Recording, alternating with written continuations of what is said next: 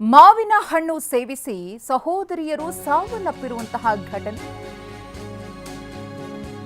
ಅಸ್ವಸ್ಥಗೊಂಡಿದ್ದ ಸೋದರಿಯರು ಕೊನೆ ಉಸಿರೆಳೆದಿದ್ದಾರೆ. 17 ವರ್ಷದ ಭವಾನಿ, 14 ವರ್ಷದ ಸಂಧ್ಯಾ ರಾಣಿ ಮೇತ್ರಿ ಮೃತ ಸಹೋದರಿಯರು. ಮತ್ತೊಬ್ಬ ಸಹೋದರಿ ವಿಜಯಶ್ರೀ, ಆಕೆಯ ಸ್ಥಿತಿ ಗಂಭೀರವಾಗಿದೆ. ಬೀದರ್ನ ಔರಾ ತಾಲೂಕಿನ ಶೆಂಬಿಳ್ಳಿ ಸಹೋದರಿಯರು ಮಾವಿನ ಹಣ್ಣು ಸೇವಿಸಿದ ಬಳಿಕ ಅಸ್ವಸ್ಥಗೊಂಡು ಆ ಪೈಕಿ ಇಬ್ಬರು ಸಾವನ್ನಪ್ಪಿದ್ದಾರೆ. ನಾರಾಯಣಗುಡದಲ್ಲಿ ವಾಸವಿದ್ದ ಕುಟುಂಬ ಹೈದರಾಬಾದ್ ಬಳಿ ಇರುವಂತಹ ನಾರಾಯಣಗುಡ. ಜೂನ್ 9ರಂದು ಮನೆಯಲ್ಲಿ ಊಟ ಆದಮೇಲೆ ಮಾವಿನ ಹಣ್ಣನ್ನು ತಿಂದಿದ್ದಾರೆ. ಮಾವಿನ ಹಣ್ಣು ಸೇವಿಸಿದ ತಾಯಿ, 5 ಹೆಣ್ಣು ಮಕ್ಕಳು. ಹಣ್ಣು ಸೇವಿಸಿದ ತಾಯಿ ಮತ್ತು 5 ಮಕ್ಕಳು ಅಸ್ವಸ್ಥರಾಗಿದ್ದಾರೆ.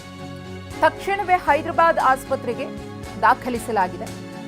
ಚಿಕಿತ್ಸೆ ಫಲಕಾರಿಯಾಗದೆ ಇಬ್ಬರು ಸಹೋದರಿಯರು ಸಾವನ್ನಪ್ಪಿದ್ದಾರೆ. ತಾಯಿ, ಇನ್ನೊಬ್ಬ ಸಹೋದರಿ ಆರೋಗ್ಯದಲ್ಲಿ ಸದ್ಯಕ್ಕೆ ಚೇತರಿಕೆ ಕಂಡುಬಂದಿದೆ ಅನ್ನೋದು ಗೊತ್ತಾಗ್ತಾ ಇದೆ. ಪೋಸ್ಟ್ಮಾರ್ಟಮ್ ವರದಿಯ ಬಳಿಕವಷ್ಟೇ ಸತ್ಯಾಂಶ ಬಹಿರಂಗವಾಗಬೇಕಿದೆ. ಮಾವಿನ ಹಣ್ಣು ಸೇವಿಸಿ ಅಸ್ವಸ್ಥರಾಗಿ ಆ ಪೈಕಿ ಇಬ್ಬರು ಸಾವನ್ನಪ್ಪಿ ಇನ್ನಿಬ್ಬರ ಸ್ಥಿತಿ ಗಂಭೀರ ಆಗುತ್ತೆ ಅಂದರೆ ಏನು ಕಾರಣ? ಮಾವಿನ ಹಣ್ಣು ವಿಷವಾಯ್ತಾ ಅಥವಾ ಮಾವಿನ ಹಣ್ಣಿನಲ್ಲಿ ಏನಾದರೂ ಮಿಕ್ಸ್ ಆಗಿತ್ತಾ?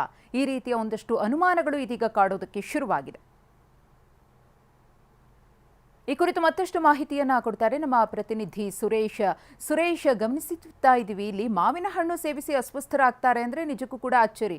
ಇತ್ತೀಚೆಗೆ ಒಂದು ಘಟನೆ ಬೆಳಕಿಗೆ ಬಂದಿತ್ತು. ಕಲ್ಲಂಗಡಿ ಹಣ್ಣು ತಿಂದ್ರು, ಬಿರಿಯಾನಿ ತಿಂದ ನಂತರದಲ್ಲಿ ಮೃತಪಟ್ಟರು ಅಂತ ಹೇಳಿ ಅದಾದ್ಮೇಲೆ ಪೋಸ್ಟ್ಮಾರ್ಟಮ್ ರಿಪೋರ್ಟ್ ಬಂದು ಅದ್ರ ಬಗ್ಗೆ ಸತ್ಯ ಗೊತ್ತಾಯಿತು. ಈಗ ಈ ವಿಚಾರದಲ್ಲಿ ಏನಾಯ್ತು ಅಂತ ಹೇಳಿ. ಖಂಡಿತವಾಗ್ಲು ಮಧುಶ್ರೀ, ಇದೊಂದು ಅಚ್ಚರಿ ಸುದ್ದಿ ಅಂತಾನೆ ಹೇಳ್ಬೋದು. ಇದು ಏನು ಸುಮಾರು ಒಂದು 3 ದಿನದ ಹಿಂದೆನೂ ಕೂಡ ಈ ಹೈದರಾಬಾದ್ ಅಲ್ಲಿ ಬೀದರ್ ಜಿಲ್ಲೆ ಔರಾ ತಾಲೂಕಿನ ಶೆಂಬೆಳ್ಳಿ ಗ್ರಾಮದ ಹೈದರಾಬಾದ್ ಅಲ್ಲಿ ಕಳೆದ ಒಂದು 10 ವರ್ಷದಿಂದ ವಾಸ ಆಗಿದ್ರು. ಅವರು ಮೊನ್ನೆ ಕಳೆದ ಒಂದು 3 ದಿನದ ಹಿಂದೆನೂ ಕೂಡ ಸುಮಾರು ಮನೆ ಮಂದಿ ಎಲ್ಲ ಸುಮಾರು 4-5 ಜನ ಮಾವಿನ ಹಣ್ಣನ್ನು ಕೂಡ ಅವರನ್ನು ಸೇವಿಸುತ್ತಾರೆ. ಮಾವಿನ ಹಣ್ಣು ಸೇವಿಸಿದ ಒಂದು ಅರ್ಧ ಗಂಟೆ ಆದ ನಂತರ ಅವರಿಗೆ ವಾಂತಿ ಭೇದಿನೂ ಕೂಡ ಈಗ ಸ್ಟಾರ್ಟ್ ಆಗಿದೆ. ಹೀಗಾಗಿ ಅವರನ್ನ ಅಲ್ಲೇ ಸ್ಥಳೀಯ ಹೈದರಾಬಾದ್ ಆಸ್ಪತ್ರೆಯಲ್ಲಿ ಕೂಡ ಅವರನ್ನ ಚಿಕಿತ್ಸೆ ಕೂಡ ಇಲ್ಲಿ ಕೊಡ್ಲಾಗ್ತಾ ಇತ್ತು. ಸುಮಾರು ಸೋಮವಾರ ದಿವಸ ಈ ಘಟನೆ ನಡೆದಿರ್ತಕ್ಕಂಥ. ಮಂಗಳವಾರ ದಿನ ಒಂದು ಬಾಲಿಕೆ ಕೂಡ ಇಲ್ಲಿ ಮೃತಪಡ್ತಾಳೆ. ಅದಾದ ನಂತರ ಮರುದಿನ ಮತ್ತೊಂದು ಬಾಲಿಕೆ ಮೃತಪಡ್ತಾಳೆ. ಸುಮಾರು 5 ಜನರ ಪೈಕಿ 2 ಬಾಲಿಕೆಯರು ಕೂಡ ಇಲ್ಲಿ ಮೃತಪಟ್ಟಿರ್ತಕ್ಕಂಥದ್ದು. ಹೀಗಾಗಿ ಸಾಕಷ್ಟು ಇದೊಂದು ಅನುಮಾನನೂ ಕೂಡ ಇಲ್ಲಿ ಹುಟ್ಟು ಹಾಕಿರ್ತಕ್ಕಂಥದ್ದು. ಯಾಕೆಂದ್ರೆ ಮಾವಿನ ಹಣ್ಣು ಸೇವಿಸಿದ ತಕ್ಷಣನೂ ಕೂಡ ಅವರಿಗೆ ವಾಂತಿ ಭೇದಿ ಕೂಡ ಆರಂಭ ಆಗಿರ್ತಕ್ಕಂಥದ್ದು. ಸಾಕಷ್ಟು ಸೀರಿಯಸ್ ಕೂಡ 5 ಜನ ಸೀರಿಯಸ್ ಕೂಡ ಆಗಿದ್ರು. ಅದರಲ್ಲಿ 2 ಕೂಡ ಈಗಾಗಲೇ ಮೃತಪಟ್ಟಿರ್ತಕ್ಕಂಥದ್ದು. ಹೀಗೆ ಹೈದರಾಬಾದ್ನ ನಾರಾಯಣಗುಡದ ಪೊಲೀಸ್ ಠಾಣಾ ವ್ಯಾಪ್ತಿಯಲ್ಲಿ ಕೂಡ ಈ ಪ್ರಕರಣ ಕೂಡ ನಡೆದಿರ್ತಕ್ಕಂಥದ್ದು. ಇವರು ಎಲ್ಲರೂ ಕೂಡ ನಾರಾಯಣಗುಡದಲ್ಲಿ ಸುಮಾರು 10 ವರ್ಷದಿಂದ ಕೂಲಿ ಕೆಲಸ ಮಾಡ್ಕೊಂಡು ಅವರು ಕೂಡ ತಮ್ಮ ಉಪಜೀವನ ಕೂಡ ಇಲ್ಲಿ ಸಾಗಿಸ್ತಾ ಇದ್ರು. ಅವರು ಮೂಲತಃ ಬೀದರ್ ಜಿಲ್ಲೆಯವರಾದ್ರೂ ಕೂಡ ಅಲ್ಲೇನೆ ಹೆಚ್ಚಿನ ಸಮಯನೂ ಕೂಡ ಅಲ್ಲಿ ಹೈದರಾಬಾದ್ ದಲ್ಲಿ ಕೂಡ ಅವರು ಕಳೆದಿರ್ತಕ್ಕಂಥದ್ದು. ಆದ್ರೆ ಮಾವಿನ ಹಣ್ಣು ತಿಂದ ತಕ್ಷಣನೂ ಕೂಡ ಅವರೆಲ್ಲರೂ ಕೂಡ ಅಸ್ವಸ್ಥಗೊಳ್ತಾರೆ. ಅಸ್ವಸ್ಥಗೊಂಡ ನಂತರ ಈಗ 2 ಬಾಲಿಕೆ ಕೂಡ ಮೃತಪಟ್ಟಿರ್ತಕ್ಕಂಥ ಸಾಕಷ್ಟು ಅಚ್ಚರಿ ಕೂಡ ಇಲ್ಲಿ ಮೂಡಿರ್ತಕ್ಕಂಥದ್ದು. ಯಾಕೆಂದ್ರೆ ಮಾವಿನ ಹಣ್ಣಲ್ಲಿ ಏನಾದ್ರೂ ವಿಷಕಾರಿ ಪದಾರ್ಥ ಸೇರ್ಪಡೆ ಆಗಿತ್ತಾ ಅಥವಾ ಏನಾದ್ರೂ ಅದರಲ್ಲಿ ಏನು ಸಮಸ್ಯೆ ಇತ್ತ ಅನ್ನೋದು ಕೂಡ ಇಲ್ಲಿ ತಿಳಿದು ಬರ್ತಾ ಇಲ್ಲ. ಯಾಕೆಂದ್ರೆ ಈಗಾಗಲೇ ಈ ಪ್ರಕರಣದ ತನಿಖೆಯನ್ನು ಗಂಭೀರವಾಗಿ ಹೈದರಾಬಾದ್ನ ನಾರಾಯಣಗುಡ ಪೊಲೀಸರು ಕೂಡ ಈ ಪ್ರಕರಣ ಒಂದು ಗಂಭೀರವಾಗಿ ತೆಗೆದುಕೊಂಡಿದ್ದಾರೆ. ಈಗಾಗಲೇ ಎಲ್ಲ ಕೂಡ ಪೋಸ್ಟ್ ಮಾರ್ಟಮ್ ಕೂಡ ಎಲ್ಲ ಮಾಡಿರ್ತಕ್ಕಂಥ ಮತ್ತು ಅವರ ಅಂತ್ಯ ಸಂಸ್ಕಾರ ಕೂಡ ಈಗಾಗಲೇ ಮಾಡಿರ್ತಕ್ಕಂಥದ್ದು. ಇನ್ನೇನು ವೈದ್ಯಕೀಯ ತಪಾಸಣೆ ಕೂಡ ಸಾಕಷ್ಟು ಬ್ಲಡ್ ಗ್ರೂಪ್ ಅನ್ನು ಕೂಡ ಈಗಾಗಲೇ ಇಲ್ಲಿ ಕಳಿಸಿರ್ತಕ್ಕಂಥದ್ದು. ಹೀಗಾಗಿ ವೈದ್ಯಕೀಯ ಇದಾದ ನಂತರ ಇಲ್ಲಿ ಆ ರಿಪೋರ್ಟ್ ಬಂದ ನಂತರ ಕೂಡ ಅದರ ಘಟನೆ ಬಗ್ಗೆ ಕೂಡ ಸಂಪೂರ್ಣ ಮಾಹಿತಿ ಗೊತ್ತಾಗಬೇಕಾಗಿದೆ. ಮಧುಶ್ರೀ, ಧನ್ಯವಾದ ಸುರೇಶ್ ತಮ್ಮ ಮಾಹಿತಿಗಾಗಿ. ಮಾವಿನ ಹಣ್ಣು ಸೇವಿಸಿದ ತಾಯಿ ಮತ್ತು 5 ಮಕ್ಕಳು ಅಸ್ವಸ್ಥರಾಗ್ತಾರೆ. ಆ ಪೈಕಿ 2 ಮೃತಪಟ್ಟಿದ್ದಾರೆ. ತಾಯಿ ಮತ್ತು ಇನ್ನೊಬ್ಬ ಸಹೋದರಿಯ ಆರೋಗ್ಯದಲ್ಲಿ ಚೇತರಿಕೆ ಕಂಡುಬಂದಿದೆ ಅನ್ನೋದು ಗೊತ್ತಾಗ್ತಾ ಇದೆ. ಇಲ್ಲಿ ಮಾವಿನ ಹಣ್ಣಿನ ವಿಚಾರವಾಗಿ ಸಾಕಷ್ಟು ಅನುಮಾನಗಳು ಕಾಡ್ತಾ ಇದೆ.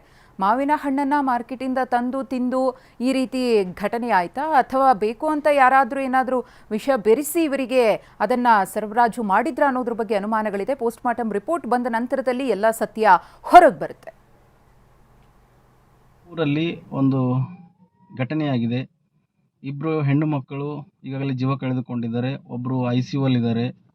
ಸೊ ಈ ಘಟನೆ ಯಾಕಂತಂದರೆ 8ನೇ ತಾರೀಕು ಅವರು ಮನೆಯಲ್ಲಿ ಮಾವಿನ ಹಣ್ಣು ತಿಂತಾರೆ. ಮಾವಿನ ಹಣ್ಣು ತಿಂದಾದಮೇಲೆ ಕಂಪ್ಲೀಟ್ ಫ್ಯಾಮಿಲಿ ಅವ್ರಿಗೆ ಎಲ್ಲರಿಗೂ ಹೆಲ್ತ್ ಇಶ್ಯೂ ಆಗುತ್ತೆ. ಸೊ ಅವಾಗ ಅವರು ಭವಾನಿ ಮತ್ತು ಸಂಧ್ಯಾರಾಣಿ ಇಬ್ಬರಿಗೂ ಜಾಸ್ತಿ ಸೀರಿಯಸ್ ಆಗೋದ್ರಿಂದ ಭವಾನಿಗೆ ತೊಗೊಂಡು ಹೋದಾಗ ಭವಾನಿಗೆ ಯಾವುದೇ ರೀತಿ ಚಿಕಿತ್ಸೆಗಳು ಇದು ಆಗದೇನೆ ಅವಳು ಡೆತ್ ಆಗಿರ್ತಾರೆ. ಸೊ ನೆಕ್ಸ್ಟು ಅವಳ ಅಂತ್ಯ ಸಂಸ್ಕಾರ ಆಗಿ ಮತ್ತೆ ನಾವು ರಿಟರ್ನ್ ಅಲ್ಲಿ ಹಾಸ್ಪಿಟಲ್ಗೆ ಹೋಗುವಷ್ಟರಲ್ಲಿ ಸಂಧ್ಯಾರಾಣಿ ಕೂಡ ಅವರು ಕೂಡ ತನ್ನ ಉಸಿರು ಬಿಟ್ಟಿರ್ತಾರೆ.